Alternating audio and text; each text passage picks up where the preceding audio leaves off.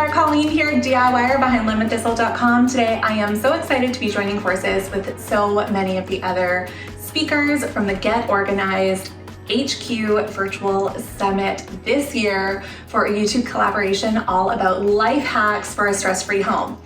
Now, today I'm going to share 7 life hacks for a stress-free home, 7 different things that we do that I feel like help our home feel more peaceful and more welcoming to be in. So 6 of the 7 are actually to do with the physical house and how it feels to be in it. So dealing with things like clutter and that sort of thing. And then 1 is something that I've just picked up in the last 2 years as our family has got a little bit older and a little bit busier, and it has been a total game changer for us as well. So before we dig into those, if you have not yet hit follow, I would so love if you did that below so you don't miss out on any more DIY or home decor videos. I also share quite a bit about organization here on the channel. That is something that in addition to having a house that looks beautiful but feels really, really good, is quite important to me. So a lot of my DIYs and free printables and things like that are all to help with organization. So let's dig in. All right, so if you don't know me, my name is Colleen. I have been a DIY blogger here at Lemon Thistle for 10 years now, over 10 years now, which is absolutely wild. And I have 4 kids, and the oldest are twins who are now 10 as well. I started my blog while I was pregnant with them and have just kept going, and it's grown into this.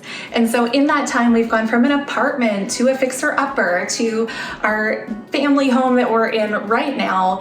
Along the way, we've been doing lots of renovations, and those renovations are not just to make it look prettier, but I want a space that works so freaking hard for our family. So with that comes a ton of organization projects as well. I really need my home to work well for me. I am not a naturally super tidy person. All of these tips are definitely like neurodivergent friendly. So they are easy to implement. They may take a little bit of like, you fall off, you get back on, and that's okay. They're totally friendly for that. Like, I have always been obsessed with making things like maximizing how much something can work for me, whether it's a house or whether it's a system or a routine, anything.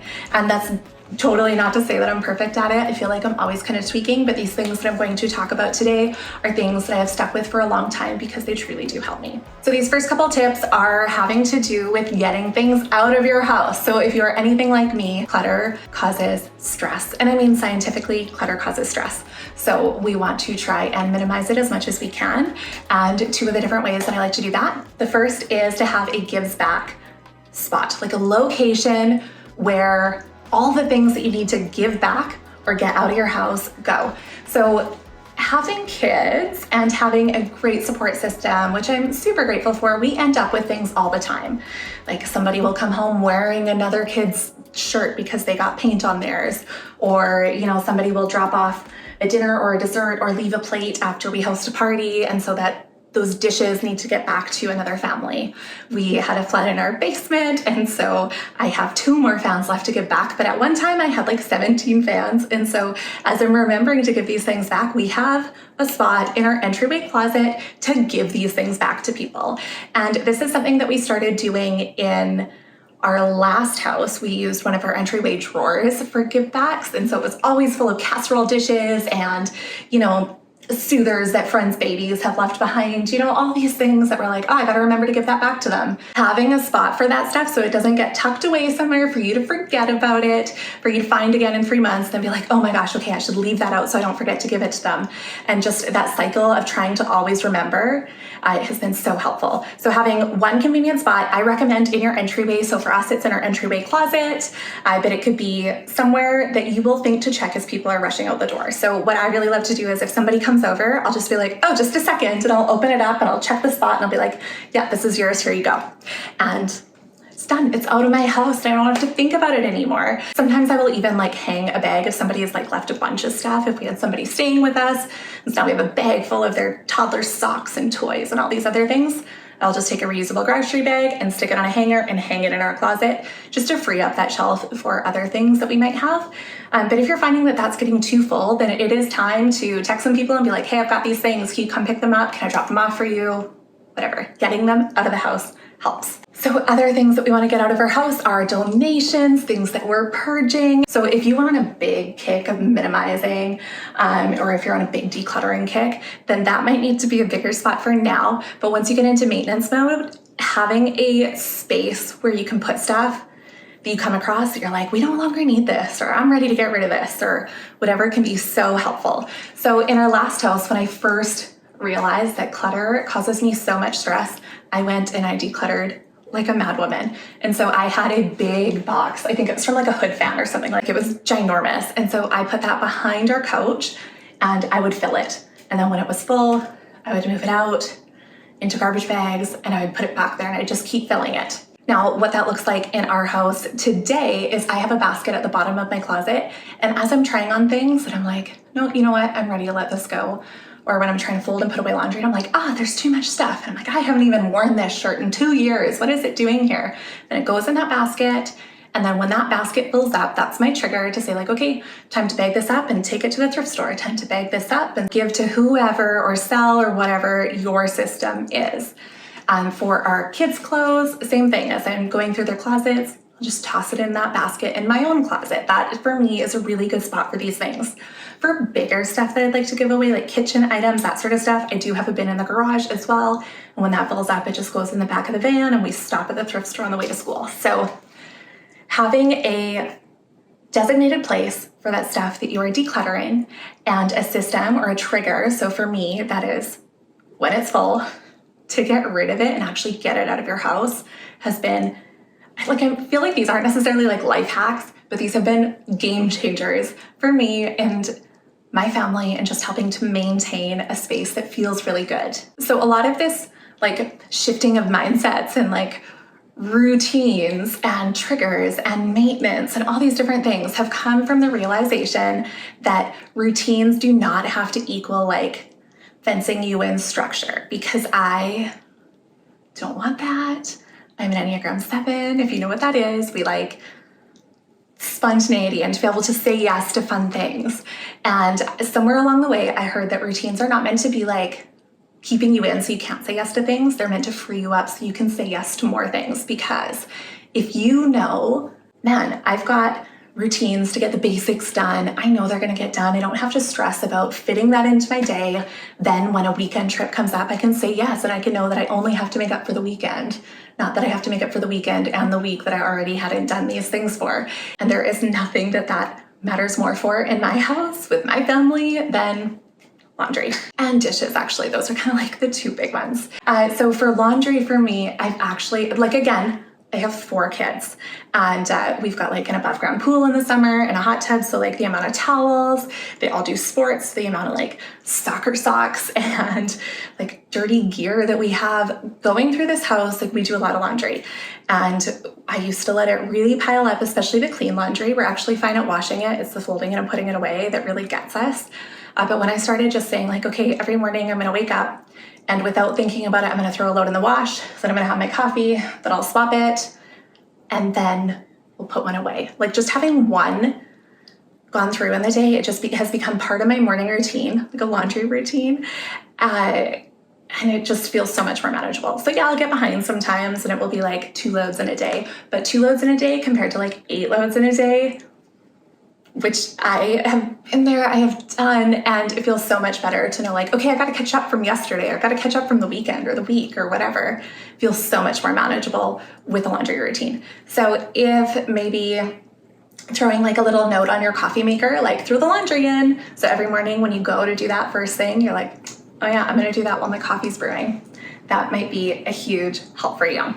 Speaking of routines, the other thing that we have done, and this is kind of like a sub tip, I have it in here as like laundry routine, but also dishes. Like I said, as our kids have gotten older, that when I do my morning like laundry routine, the oldest 2, the twins, they do their morning dishes routine. So they'll empty the dishwasher and they'll load it back up for us so that it's ready and empty to kind of like put stuff in for the day as we're done breakfast, as we're done lunch. And that has been hugely helpful for us to feel like we're set up to have a great day. In our house, we just call it our morning responsibilities. It's not like a chore to earn money. It's just part of being on the team in this house. That's an aside. I'm not here to tell you how to parent, but it's been great for us. Okay, number 4. So we've talked about where we keep donations, where we keep things to give back to people. So where do we keep other things? One of the tips that I love to give in every organization video is to keep things where you use them, which I know sounds like not really a hack, not really a tip, but in the houses that we've had small or non-existent linen closets. So when I learned this and read this, it was from the Design Man book years ago. One of the examples that she gave was to keep bedroom sheets in the bedroom closet on the top shelf, especially for kids, because you have extra sheets because they wet the bed. Then you don't need to go to the linen closet or the laundry room, like it's just right there. Also, what do we use that top shelf for? Anyways, and that has been huge in freeing up space in our teeny tiny little linen closet for all the towels that we need. This is also true for cleaning supplies. So I actually don't keep many cleaning supplies under the sink. I keep like dish soap and like counter spray and that sort of thing there, but anything else, bathroom stuff, I keep just right outside the bathroom in a little closet or downstairs in the basket under the bathroom vanity. Like I just keep things where I use them instead of in one central spot where I have to remember to go get it, to bring it over here to use it. And it has made it a lot easier to quickly just do a clean instead of walking all over the house for those things. And I have a whole video about where I keep my cleaning supplies. But this tip is true for so many things. Like we keep our kids' art supplies in a kitchen cupboard closest to the dining room table because they do all of their art at the dining room table instead of in their bedrooms or in my craft room where they have to get it and bring it up to the dining room table and then it never gets put away. If you keep things where they're used, they're so much more likely to get put away because they're right there. It's easy. Speaking of making it easy, my next tip is to allow yourself junk drawers, but junk drawers with a purpose and with a routine for cleaning them out. So let me explain. I have one specifically that I absolutely love. So I think having a catch-all is really great if you're one of those people that's like, I need to deal with this right now, and then you kind of end up with like doom baskets or doom piles of stuff all over. So if you can kind of categorize those things and give them specific spots, and then when they fill up again, that be your trigger to like give it a clean out, that will be so helpful. So one of the ones that we have is we have a drawer in our living room console for missing puzzle pieces, game pieces, random cards, anything kid stuff that needs to go back in boxes or things like that. And if I say like, oh, here's this Monopoly piece, like go put it with a Monopoly, I will find it on the floor by the Monopoly bin because they got overwhelmed and then they knocked over a puzzle and it's... Ugh. We ended up with so many missing puzzle pieces when the kids were little because they would get slid under the rug, and then when we found them, we were not in a place to put them away right now. So then they'd get tucked on the counter, and then a while later they might get like spilled on, and then they end up in the garbage. So now if we find a missing piece, it goes in this drawer. And then occasionally as I'm doing like a tidy, I'll be like, oh, this drawer's getting full. I'll take all of the stuff down to the games cupboard in the basement, and I'll put everything away, and it's done. And if we're playing a game and we're like, ah, shoot, we're missing this piece, we can just go to the drawer and it's almost always there. It has been awesome for us. And like this could work for other things too. If you're finding like paperwork, like kids' art that comes in and that sort of thing, too much, having like a drawer or a pile or a basket or something for it, and when it gets full, you deal with it. That would be really good. I have a system for kids' artwork. We actually make art books out of them, and so I can link, I have a whole video explaining that. But that's been really huge for us. When that basket's full, we deal with it, we get it out of there. In a perfect world, I am a little bit behind right now. But that makes a huge difference in not feeling like, oh my gosh, where do we keep all this stuff? Okay, next is like an overarching tip. And if you are coming to the summit, this is what I'm teaching all about. And this tip is to embrace hidden organization. So what I mean by that is visual clutter can be stressful, like scientifically. It causes stress, especially in women. So if that is the case for you, but you need some of these organization systems and you feel frustrated that they're always left out, then to start implementing hidden organization. So where you don't see it from the places that you spend your most time, but they're still available to you. So for us, that's having a command station on the inside of the cabinet door where we grab our car keys. Calendar, meal plan, all the things right there. For us, that also means the linen closet in the hallway that the kids walk by several times a morning. That's where we have their routine charts when they need those as we're getting back into school rhythms and routines. For us, that means using hooks on the inside of the doors. For us, that means using drawers instead of open shelving, except for beautiful stuff. right?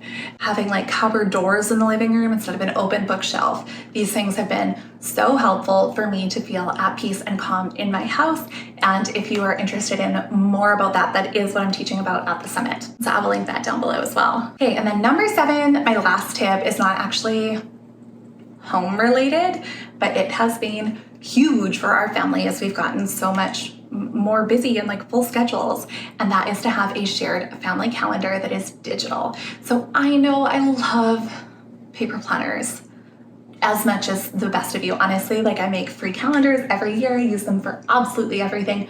But when it comes to the nitty-gritty planning, like I put the big things on the paper calendar so the kids can see what's going on. But I have a digital Google Calendar now that my husband and I share. We both have access to it from our phones. When I update it, it updates for him. And depending on that has been a game changer. So the way that we do it is we have a color for each of our family members and then a color for our whole family all together.